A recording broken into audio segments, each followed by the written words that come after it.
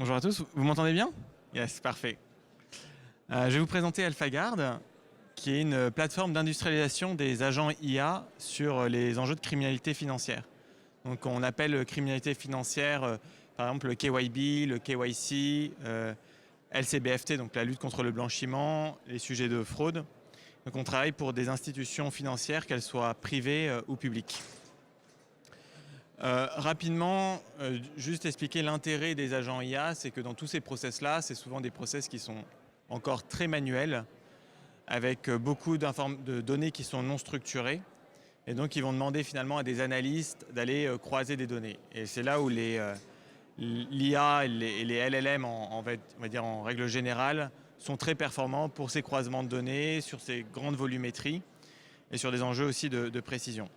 Mais la deuxième chose, en fait, là où vont un peu échauder les banques, c'est sur l'enjeu d'industrialisation, qui est encore vraiment à la marge de mettre vraiment des agents IA dans ces processus de criminalité financière, notamment pour des enjeux de reproductibilité, c'est-à-dire, on le voit bien, si j'utilise deux fois un même agent IA ou un même LLM, est-ce que je vais pouvoir produire les mêmes résultats? Et est-ce que mes sources vont être vérifiables et OK pour le législateur? Donc, par exemple, en France, ça va être la CPR qui régit les banques. Donc, il y a des discussions qui sont en cours. Et nous, on fait d'ailleurs partie du programme pilote de la CPR sur l'implémentation des agents IA dans la réglementation sur le crime financier. Et donc, rapidement, nous, en fait, on est une plateforme d'industrialisation de ces agents. Si je représente sur différentes couches, on va d'abord se connecter aux données de nos clients. On va rajouter de la donnée externe. On peut aussi travailler sur les abonnements de nos clients. La troisième couche, c'est une notion d'outils, donc soit des outils de criminalité financière que nous-mêmes on développe, soit on va se connecter aussi à des outils que le client peut utiliser. Enfin, on a une couche qu'on appelle AlphaGuard Intelligence, qui va être le processus d'industrialisation d'un agent IA et de comment on passe en fait du lab à la prod. Et enfin, sur les notions de déploiement, donc là je ferai une démonstration de la plateforme, mais on peut aussi être consommé en API ou en MCP. Et bon, très rapidement, c'est juste de dire qu'en fait, tout l'intérêt, c'est un peu une mise en abîme. C'est des agents IA qui vont tester des agents IA pour les mettre en production. Et l'idée, c'est que les agents vont avoir un code qui va changer, du tooling, donc des notions d'outils qui va changer pour enfin être mis en production sur les bons niveaux de seuil de performance. Et à la fin, en fait, c'est une boucle à chaque fois de Human in the Loop qui nous permet de recalibrer si besoin, si les performances se dégradent. Et globalement, un agent IA, si je simplifie, c'est un modèle IA et du code informatique. Et globalement, les modèles changent tous les 2 mois. Et cette combinaison modèle IA et code, elle n'est pas évidente. Et donc, elle est souvent au modèle IA, on va avoir un code spécifique pour avoir des performances optimales. Et je vais vous montrer la plateforme. Donc, en fait, peut-être pour bien comprendre, donc, on peut être consommé en API, en MCP. Là, je vous montre une autre façon de le consommer, c'est sur la plateforme. Je vous montre un cas d'usage, mais nous, on est plutôt la plateforme d'industrialisation, donc on n'a pas vocation à être défini par notre cas d'usage. Mais là, je vais vous montrer comment une institution financière nous utilise. C'est notamment sur l'évaluation de projets d'investissement, notamment à l'étranger. Donc là, c'est un projet de 50 millions au Ghana, donc c'est un vrai projet, notamment de l'Agence française de développement, d'investissement sur un barrage hydroélectrique au Ghana. Donc c'est un prêt. Et on va voir différents tiers qui vont opérer sur ce projet. Donc il faut imaginer, on se connecte à une vingtaine de systèmes, on va récupérer un peu plus de 1000 documents, on va se connecter à des bases de données tierces, donc on va avoir une librairie de documents et d'informations assez importantes qu'on va devoir finalement effectuer des contrôles. Je vais vous montrer un peu à quoi ressemblent ces contrôles là. Voilà, par exemple, si je prends la lutte contre le blanchiment, on va le diviser en 5 axes. Évidemment, à chaque fois, l'idée, c'est qu'on va l'adapter aux procédures opérationnelles de nos clients. Chaque banque va avoir des procédures de lutte contre le financement du terrorisme qui sont spécifiques. Si je détaille un peu tous les axes, en fait, l'ensemble de ces contrôles-là, je vais vous l'illustrer, ce sont des agents IA. Donc, je vais peut-être en prendre un au hasard, par exemple, la proportion élevée de frais de conseil. Donc, ça va être aller détecter le bon document, comprendre qu'il y a une proportion de frais de conseil qui est facturée, qui est anormalement élevée par rapport au total. Et donc on voit la succession d'étapes qui doit être faite pour en fait lever ou non un signal. Et tout l'enjeu, c'est qu'il faut que ça marche bien sûr sur des modèles de données qui vont être très différents parce que les formats qu'on a en entrée sont très différents, la nature des documents sont très différents, la nature de l'information qui est recherchée est très différente. Et je vais vous l'illustrer. Et donc en fait, ce passage à l'industrialisation, il est très difficile. Et c'est pour ça qu'on a beaucoup développé de choses qu'on ne voit pas, mais qui sont plutôt en back-office, qui sont dans l'évaluation de ces modèles-là et qui sont après tamponnés par la CPR, par le régulateur, dans la typologie de contrôle qu'on fait. Donc j'ai mon projet au Ghana. Je vais par exemple,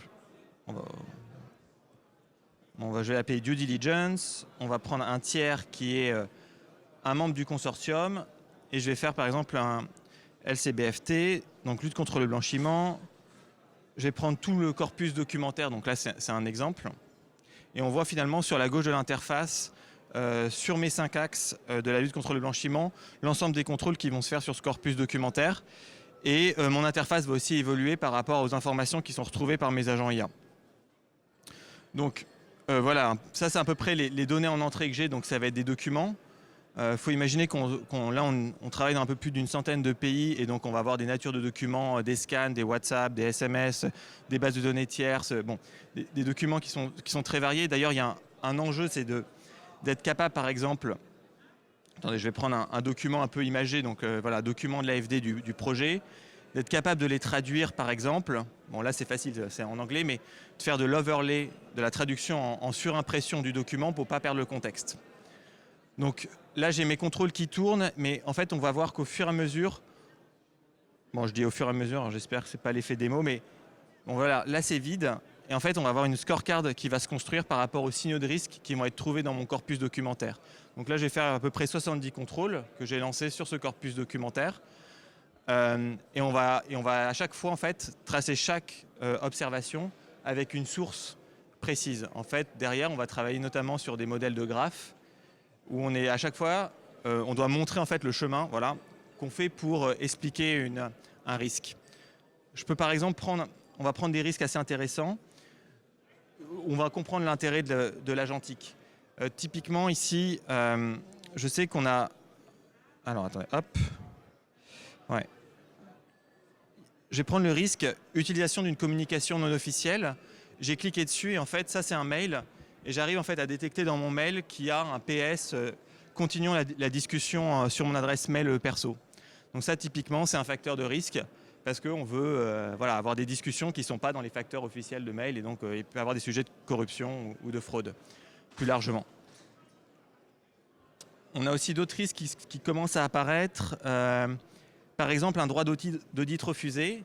Et là pareil, on va prendre le document et on va être capable de surligner dans le document très précisément la clause dans un document qui va dire finalement ce client-là refuse le droit d'audit et refuse d'être audité, qui est un signal de risque qui peut être après regradé manuellement par l'agent qui va faire la diligence, ici le LCBFT, qui est capable à chaque fois de commenter.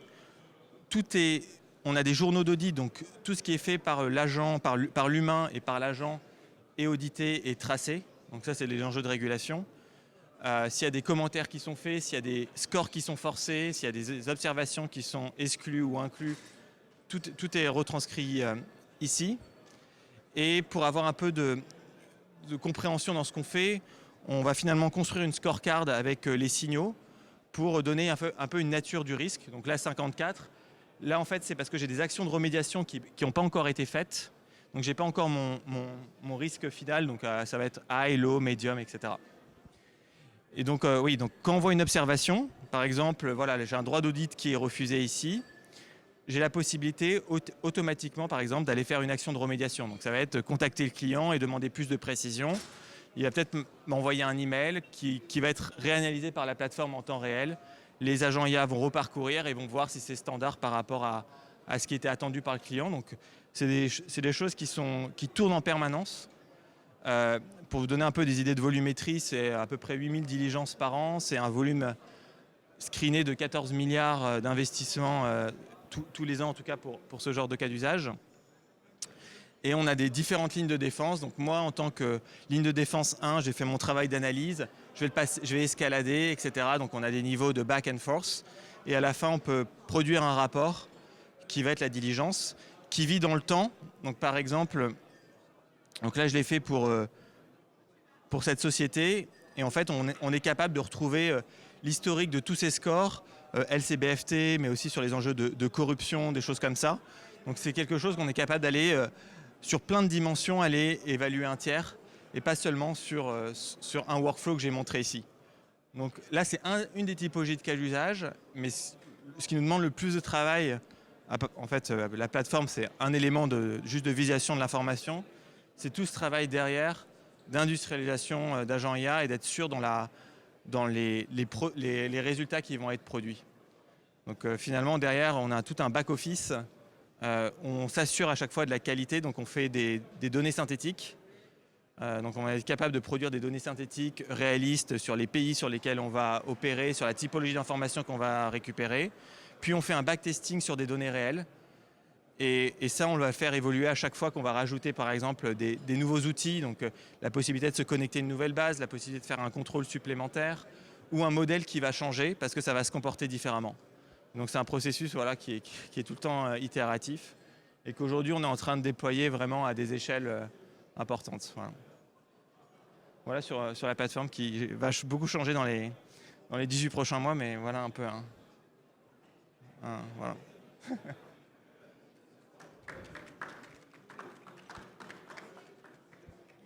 Est-ce qu'il y a des questions? Non? Ouais. Ouais, comment vous faites pour s'assurer de l'intégrité des documents, qu'il n'y ait pas d'injection dans un document, que ce ne soit pas des faux, parce que j'imagine que c'était le rôle d'un humain avant de se dire oula, ce scan m'a pas l'air très crédible. Comment vos modèles gèrent cette partie-là? En fait, donc nous on a déjà dans les processus d'industrialisation, on va déjà regarder s'il n'y a pas des sujets de cybersécurité, notamment d'injection de code dans le prompt ou d'injection de code dans le document, ou des choses écrites en blanc qui diraient ne lis pas ça, etc. Donc on a tous des processus de sécurité là-dessus. Après nous on a développé des outils, pour tout ce qui va être les faux documents. Mais par exemple, à un moment on va arriver à une limite par exemple d'un acteur qui va être spécialisé. Donc en fait, on a la possibilité d'appeler ad hoc finalement des outils tiers, par exemple Finovox. Donc nous, on est capable de faire des contrôles sur les documents, mais à un moment, on va peut-être atteindre notre seuil, et le client va souscrire à Finovox, et nous, on va s'intégrer en API, et en fait, aller mettre dans nos workflows le résultat d'un outil tiers. Donc en fait, nous, finalement, on est plutôt un orchestrateur, on construit des outils spécialisés, mais on est très content quand il y a des outils qui sont plus performants sur des verticales très précises. Évidemment, on peut le benchmarker avec nos outils faits maison, mais ouais. Mais par exemple, pour le faux document, Finovox, qui est connu, ou d'autres, vont être très bons sur des documents qui sont connus finalement. Et voilà, des modèles de documents, carte d'identité, etc. en France. Là, le sujet, par exemple, sur ce genre d'acteurs, c'est que comme ils opèrent dans plein de pays, ces modèles-là ne sont pas si performants. Et là, on va retrouver du faux document, par exemple, c'est dans le croisement de données. Donc on va être capable de retrouver aussi des incohérences. Souvent, on fait des choses qui sont déterministes, c'est-à-dire qu'on va les regarder dans les workflows, des choses très précises. Et parfois, on fait aussi des choses non déterministes pour essayer de laisser plus de créativité à l'IA, pour essayer de trouver des choses qui ne sont pas détectées dans les workflows déterministes. On combine les approches.